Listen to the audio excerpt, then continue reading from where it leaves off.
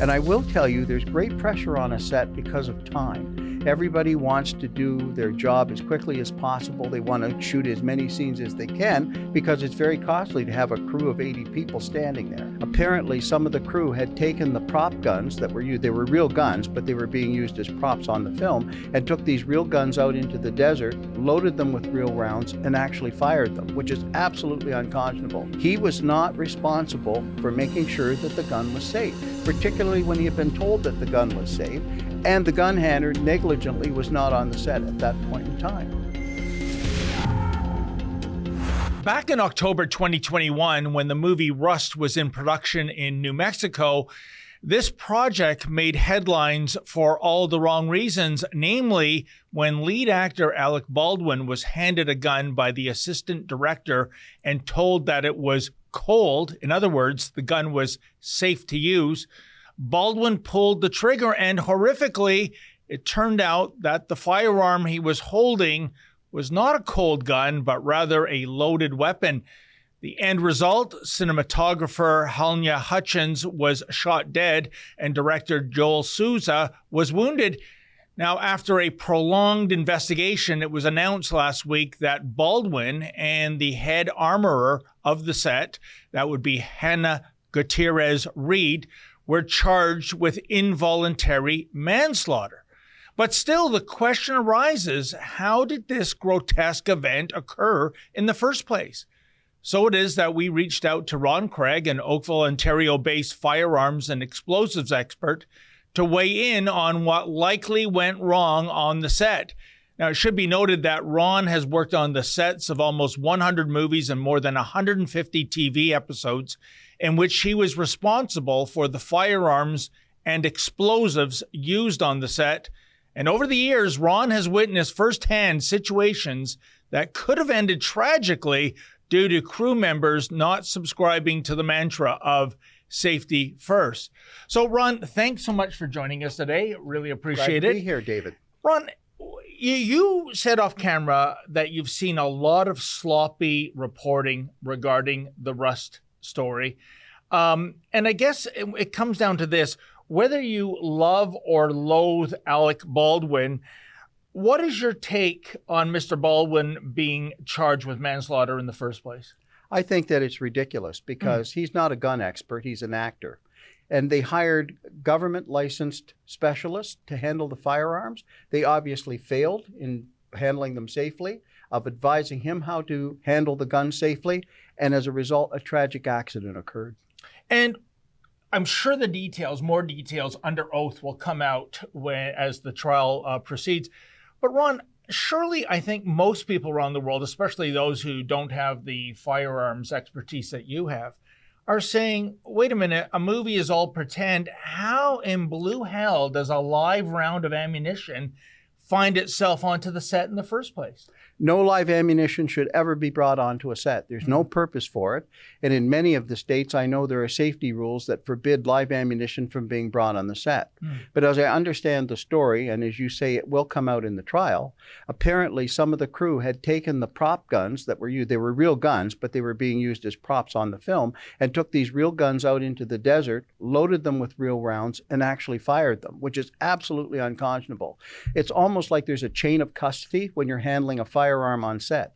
That firearm never leaves your vision, so you always have know where it is, number one, where it's stored, and the condition that it's in. So to allow crew members to take the gun off the set and use it is absolutely unconscionable, and I've never heard of that happening before. And Ron, certainly you've worked so many times as an armorer on TV episodes and movies in production. If that situation arose, that there was a break in the film production for lunch or what have you, and a stagehand or an extra or one of the stars even came up to you and said, hey, listen, Ron, I'm going to go out back with one of those guns. I've got my own live ammo. I'm going to shoot it off. What is your response to that? I'd say, unfortunately, it's against the regulations, and I can't allow that to occur. If you would like to go to a shooting club, perhaps we could arrange it, but that would be separate.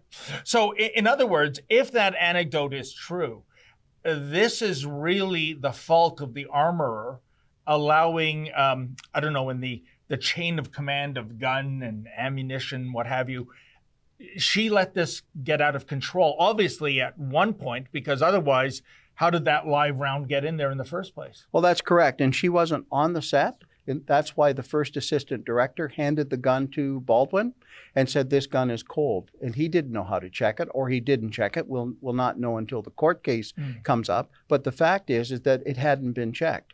So if I'm handling this firearm, which is a prop firearm, Okay. and we've gone over this before on another segment I did with you, but before I would hand this to you, I would open the firearm, I would show you the magazine, show you that the firearm was empty, and I would say to you, this weapon is unloaded and it is in a safe condition. And then I would hand it to you. So the actor would know that, in fact, the gun is safe. But in front of the actor, you have other crew members. You have continuity, the assistant director, the camera person, you have wardrobe, you have hair. They're all standing there. And they want to know that, in fact, the gun is safe because the person, the actor who's holding the gun, is going to cross them with the gun at some point to move to where they have to be on the set. So everyone wants to know that the gun is safe. And that's just a very common sense gun protocol that should be carried out every time a gun is handed to an actor. You know, Ron, over the last few days, I've been listening to talk radio. This subject's come up. I mean, there's worldwide interest in it. It was a horrible tragedy, to say the least. But I heard people introducing themselves as gun experts themselves. And they said that part of the blame goes to Baldwin because he should have checked, even though he was told it was a cold gun. Your response to that? That assumes that Baldwin would be an expert with any kind of gun that would be handed to him, and that's absolutely ridiculous. Actors have a skill, which is they memorize lines, they emote, and they act. That's what they do. So to expect them to be experts with firearms is ridiculous. It's as ridiculous as saying they should be experts with a flamethrower, they should be experts with a car, they should be able, that's up to stunts, that's up to the people that have been trained to do it. So what you have to do is you have to show the actor that it's unloaded, which was not done in this case, because the actor can't be expected to determine whether the gun is in a safe condition.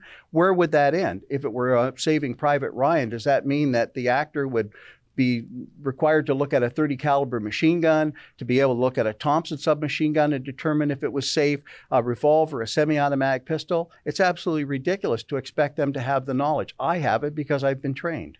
And Ron, I'm looking at some of the props you've brought along because there's a difference between a blank, a live round of ammunition, a dummy. Can you go through that Sure. and explain it? Because, you know, from where I'm sitting, they all kind of look very much alike. They do, and that's why you have to be very careful about how you store them, how you handle them, and more importantly, have to be able to identify them. So for example, if we take a look at this looks like a real cartridge, but in fact it's a dummy. And the reason we know it's a dummy is there's no primer in the bottom, okay? So this is used when you load it into a firearm, and you have to see the action of the actor actually loading the firearm as part of the scene. So you would use a dummy round. This is a real live round of ammunition. Okay. Now, I can have this because I'm licensed to have it, because in Canada, harsh and unrealistic gun control laws, you can't even own this or have your possession unless you're licensed. Thank you for making note of that. I don't want the Rebel News headquarters raided for there you any go. bogus We're excuse. licensed and we're all good. But if you can take a look, you can see that it's very similar to what a blank looks like. Yes. And what we have here is we have a blank. And the only difference between the blank and the live round is the blank does not have a bullet in it. It has brass that has been pedaled over, crimped over, so it looks like a little acorn. When the firing pin hits the primer and fires the round, this expands, a ball of hot gas comes out the barrel simulating a gunshot, but they look very similar, particularly if you're looking at them this way, because if you look at them this way, they look identical. Ron, what would you say to those that would remark, why do we need dummies and blanks, in a gun in the first place? Why not in post-production with CGI at the level it's at today, where you can basically create anything? Why don't we just put in those, flash and gunpowder effects after the principal shoot is done? Well, you could, but then you're going to have a movie that looks like a video game. And also, to have the realism of, let's say, John Wick, to have the realism of the Bourne Supremacy, of any of the Taken movies, you actually need guns that can fire a blank, that the actor can operate by taking the magazine out and so on and so forth. So while it's possible, it wouldn't look realistic. And I can tell you that one of the attractions to the Wick series of movies is the fact that you actually see real live guns that are being used in action sequences that are very carefully choreographed that look totally realistic, which anchors the audience in the seat and causes them to pay money to see the entertainment. You know, that's very interesting because we are at a stage where you can create a Tyrannosaurus Rex charging down a road, and it looks pretty real to my eyes, but we're still not there in terms of, a gun being discharged in CGI. And what will happen eventually is I think that will occur at some point when the state of the art advances. But right at the moment, you can't imagine a John Wick movie without having that action sequences. You just can't imagine it. Yeah. And, we have had tragedies before. Brandon Lee on the set of The Crow dying due to a live round of ammunition. Because of the high profile nature of this case and this story, Ron, do you think maybe this was a wake-up call for TV and film productions to further tighten the scrutiny on set when it comes to firearms? I think the regulations are already in place. It's just that the rules are sometimes not followed. I can tell you that in all of the years that I've handled firearms, in virtually every movie, the star of the film, if that person handled firearms in terms of their sequences, would come up to me and say, I really appreciated how you handled the firearms because of the fact that I always felt safe on set. I remember Ned Beatty, very famous for Deliverance. He was in the movie Deliverance. Yes. We worked on a film with him. And at the wrap party, I went over just to thank him, for allowing us to work with him. And he said, I have to tell you that I really appreciated how you handled the firearms on set. He said, I always felt safe with the guns on set, and I don't feel that way sometimes on the sets that I'm on, that they play very fast and loose with the rules. And I will tell you, there's great pressure on a set because of time. Everybody wants to do their job as quickly as possible. They want to shoot as many scenes as they can because it's very costly to have a crew of 80 people standing there. So as a result, there is a tendency to cut corners. So what you need to do is have systems in place where the corners are never cut, where you're totally aware of all of the firearms that you have on set, the ammunition that you have on set, so that you absolutely will not make a mistake. One last question, Ron. Based on what you know about what happened on the set of Rust, and maybe this is an unfair question, I'm going to ask you to speculate, but do you think Alec Baldwin has a good chance of being found not guilty, given that it seems to be the role of the armorer that led to this tragedy in the first place? So let's look at another case that involved a tragedy and see how that worked out. Yeah. So John Landis was the director of a film, one segment of a film, which was The Twilight Zone. Yes. And in that segment, tragically, a helicopter was knocked out of the sky by special effects explosions, killed Vic Morrow and 2 children. Yeah. And he was charged as well with a very serious charge of manslaughter. Yeah. And he was in court and he was asked, what do you know about explosions? I don't know anything about explosions. Well, what do you know about stunts? He said, I don't know anything about stunts. Well, what do you know about special effects and blowing things up? I don't know anything about that. So they said, well, what do you know about it? He said, I know how to direct. They said, well, did anybody say that it was unsafe? He said, no, I hire government licensed experts to tell me if it's not safe. And not one person told me that it was unsafe. And he got off. And that same defense is now being raised by the defense lawyer in the press. He's saying it's not Mr. Baldwin's fault. It's the fault of the expert that was hired to look after the firearms and was negligent in their job. Wow, so it's almost like there is a precedent for this. Yeah. And there's a very good chance that he will get off because of the fact that he was not responsible for making sure that the gun was safe, particularly when he had been told that the gun was safe, and the gun handler negligently was not on the set at that point in time. Gotcha. Well, Ron, I want to thank you again for coming in. In the months ahead, the trial will proceed. We'll see what happens. Maybe when there's a verdict reached, we can have you back in and you can weigh in on that. Great. Thank you very much, David. Thank you so much, Ron. Thank you, David. Take care. Well, folks, we love to bring you the other side of the story the mainstream media, which has been co-opted, won't bring you, but we need your help. Please, if you can, go to rebelinvestigates.com. That's rebelinvestigates.com. And if you can kick in $1 or $2, we would greatly appreciate that.